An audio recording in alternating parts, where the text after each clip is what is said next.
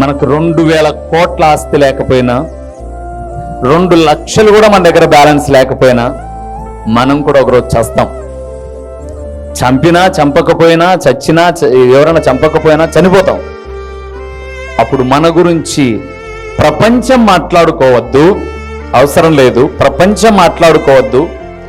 మనము నడిచిన నడత, జీవించిన జీవితం, మన ప్రవర్తనల గురించి కనీసం మనం నివసిస్తున్న ఊరిలో, మనమున్న వీధిలోనైనా 10 మంది హృదయపూర్వకంగా కన్నీరు కార్చి మంచిగా బతికాడండి, మంచిగా బ్రతికిందండి అని చెప్పుకోగలిగితే, నలుగురు కన్నీరు కార్చి పాడె 4 పక్కలా పట్టుకొని హృదయపూర్వకంగా 4 కన్నీటి చుక్కలు కార్చారు అంటే మనము బ్రతికిన 60, 70, 50, 100 బ్రతుకు ఏమైనట్లు?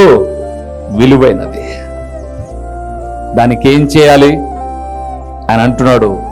ఒక్కని ప్రవర్తనను బట్టి దేవుడు ఏం చేస్తాడట? ఆనందపడతాడట.